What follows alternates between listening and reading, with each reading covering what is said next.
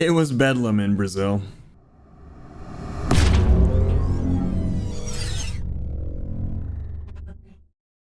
So, Interlagos was not the easiest track for us.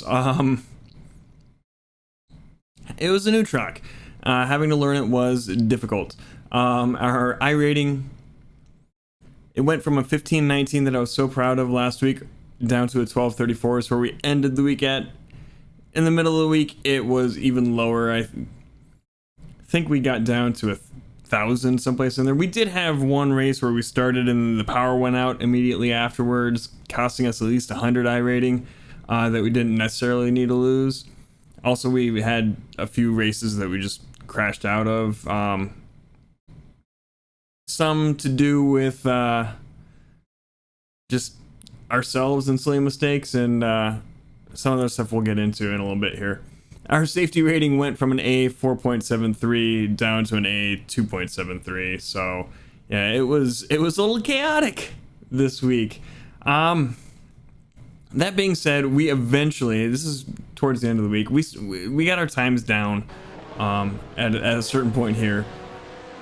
We started with a 136.747 with our best lap on our first race. And in practice, we could get that down to a 134.379. And in races, our best lap was a 133.655. We were kind of towards the end of the week able to start hitting the 133s and being a little competitive. That also, our iRating had dropped so much we were pretty much in the bottom splits, so that didn't hurt at all. As far as the week and the racing, I think Interlagos is a fun track. It's just one that I haven't mastered, hadn't had the time to master. So, not a favorite track yet. It's a little rough coming to this one after having like 3 weeks in a row where I knew the tracks. Long Beach had been one of those tracks that I really hated in the past. The races that we had there had been pretty crashy, but this season things went a little easier, mostly I think because I had previous knowledge to build off of, and that seems to be the way things go for me. Summit Point had been and still is, I think, one of the tracks I'm the most competitive at, so that was really nice coming off of Long Beach there. And then the Charlotte Roval, again, I've had a lot of experience there comparatively, not necessarily to other people, but to myself. It's one of the tracks that I've run more races at, and therefore I was able to be competitive there, and that got us up to that 1500 those 3 weeks in a row of having tracks that I was familiar with. Coming to a track that we had to learn, it back to the same old, you know. I spent about a week trying to learn the track and finally getting to know my way around it towards the end and feeling comfortable.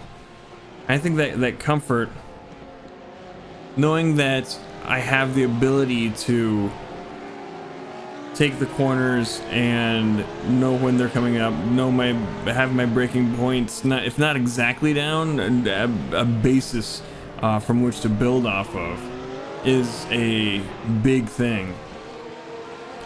As far as this week's series results went, they weren't great. In the Fanatec GT3 challenge, we placed 124th for the week, with an average start of 9th and an average finish of 9th. And overall, that puts us at 31st place in our division, with an average start of 7th and an average finish of 8th. In the VRS series, we placed 90th, which is a bit better, with an average start of 13th and an average finish of 16th. Overall, that puts us in 62nd in Division 6, with an average start of 12th and an average finish of 14th. Next time we come to Interlagos, I think it'll go a lot better. This time it was a little rough out, and some of the stuff that happened did not have anything at all to do with familiarity of the track. Just some fun things that happened was a sort of David Copperfield-esque appearance of a Lamborghini, as if from nowhere behind a Mercedes.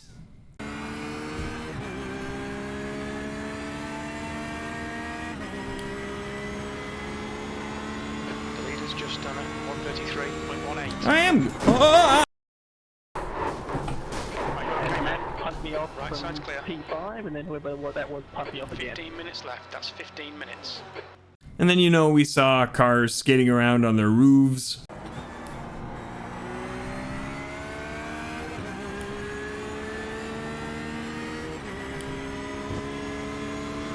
Holy. Car left. Clear left. Left side. Yeah, really smart. Hold your line. Clear left. Just some of the turn one shenanigans, I was usually able to do a fair job of staying out of that, but I gave up spots to do it at the beginning of races anyway. But yeah, by the end of the week, I got comfortable enough to fight a little bit. At least I thought I was fighting a little bit. Our last race of the week, I felt like I was pushing pretty hard. I couldn't get around the cars that I wanted to get around, or the car I wanted to get around, but I think, you know, I held my own. I was pretty proud of that.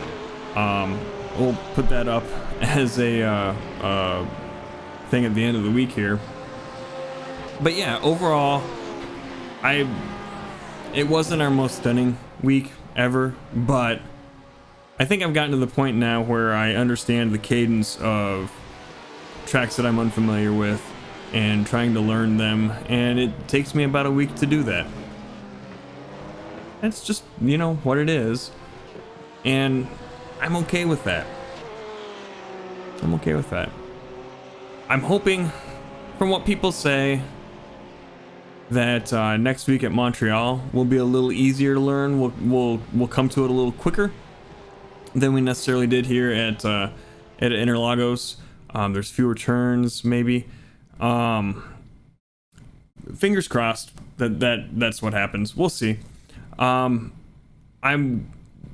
kind of, with the announcement of a new Porsche Cup car, considering that strongly for the next season. I think participation will be good because of that, and I think it's a more difficult car to drive without the it doesn't have the driver assisted traction control or anti-lock brakes, so it should, hopefully, my thinking with it is that it'll help get rid of some bad habits that I may have, or just make me work a little harder on getting my braking and whatnot down. I'm still not 100% sure that that's what I'm going to do. I'm going to take a look at the schedule for next season once they announce that during week 13, and make sure that I may, depending on the tracks in the different series, change my mind there. I'm still not super opposed to, in my mind, doing GT3s again just to see how far we can push this thing. We'll see. But yeah, later on this week, I've got another video comparing an early TCR, the first TCR race we did, my best lap of that week compared to what I could do now.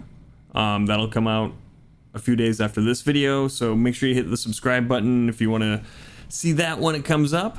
Thumbs up if you liked this video, thumbs down if you didn't, and head on over to twitch.tv/thepiltdownman to follow us live. Check that out. And until next time, have a good one.